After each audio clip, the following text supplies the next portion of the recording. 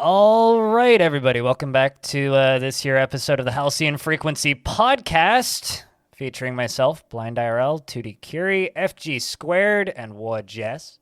And we continue on with another episode of everybody's favorite show, The Great Acquisitions. So who's buying who this week? Well, it feels like it, huh? Yeah, and we're going to get more of them. Like, before I even talk about this, like, Jeff Knightley's been out there stating, like, right after this one that just happened, this isn't the last one, there's more coming. So I think I would like to take this opportunity to announce to everybody that Halcyon Frequency has been purchased by Google, which has been purchased by Tencent, which has been purchased by Microsoft. So we're all part of this now. Microsoft now, yeah. Fake news. Anyway, Sony bought Bungie. Absolute mental. Like, how did that happen? The strange thing is why are they buying, this little indie studio that, like, makes games for the Mac? Like they made Marathon, they made Myth, they made that top-down strategy game called Halo, I think, that was announced, and did that come out? Yeah, 1 or 2 or 10 different versions of that. Really? That's what I've heard. I thought that got canceled. I think so. That was originally a game for the Mac. It was originally an RTS. True story. Anyway, all that aside, they don't own Halo anymore. That's Microsoft's stuff. But Sony purchased Bungie, makers of Destiny and pioneers in the console FPS space, and now currently pioneers in the live game space. This is weird, but also kind of good news for fans of Bungie, from what I can tell, because Sony has pretty blatantly stated that they're going to let them operate independently and continue to self-publish their games on all platforms, or game, I guess, at this point. Yeah. Maybe games now that they actually have, like, a backing again. It could become games, but Sony's made it pretty clear that the reason they've purchased Bungie isn't to make them make single-player games, which is what Sony is known for. Sony is known for throwing a whole ton of money and making a God of War. They make a Horizon Zero Dawn. They throw a whole bunch of money into a big, marquee, single-player, expensive game that sells well, right? What Sony doesn't have a lot of skill in, and what they don't have a lot of expertise in, is ongoing live games. So they've made it pretty clear that the reason they're purchasing Bungie, and with the intent to keep talent around, which I'll touch on in a second, is for their live game space. I don't know. Does anybody here want to say anything about Bungie at all? I was just actually the point that you were alluding to. I would just touch upon how they're very, very, very, very on top of keeping talent around, pretty much giving everybody a bonus with this acquisition. Yeah. Reporting from SkillUp. I'm just going to kind of read this quote verbatim from SkillUp's Twitter.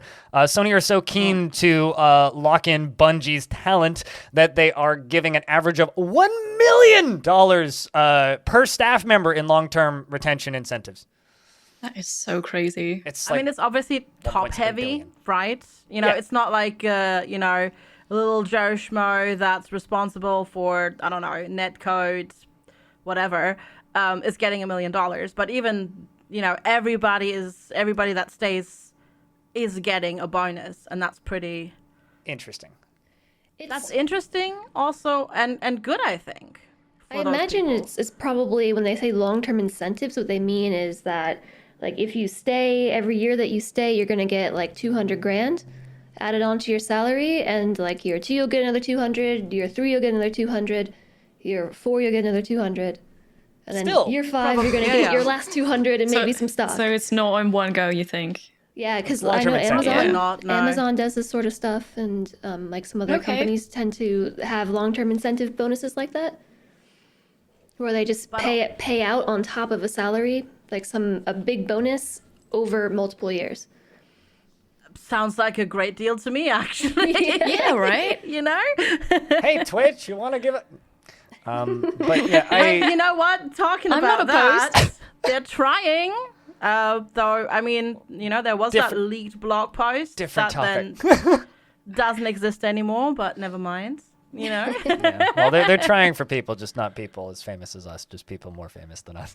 Anyway, I think that this is really interesting because, like, Bungie is a studio with a very weird past. Like, I was kind of joking about that earlier, but like they started off as a Mac developer making strategy games. I don't know if any of you guys are familiar with Myth or Marathon, but like they made strategy games on the Mac, and then were acquired by Microsoft, and Microsoft asked them to make their strategy game Halo, which was originally announced by Steve Jobs for the Mac, for this new project that they were making called the Xbox. And they made quite a few of those for the Xbox, and they were very successful. And then Bungie retained or went independent again. They bought their independency back from Microsoft and lost Halo in the process because Microsoft was forming 343 Productions, or 343 Industries, I think is the name of the studio, which has gone on to make Halo 5 and 6 and now Infinite.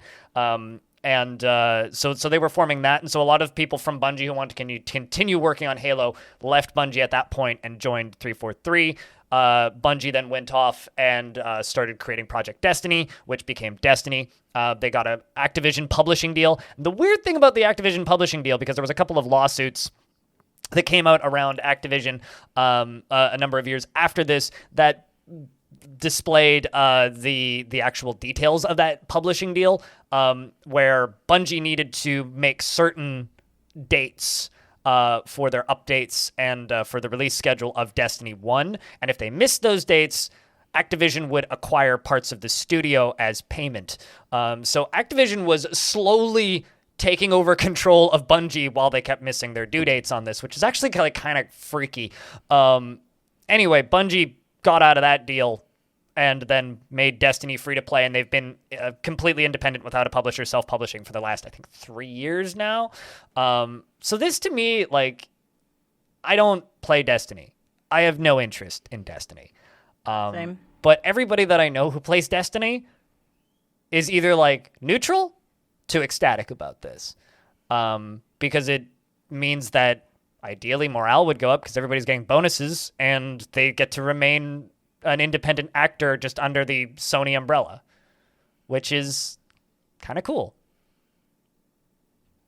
It does sound really good for them. Yeah, yeah. Seems like a good opportunity for everybody.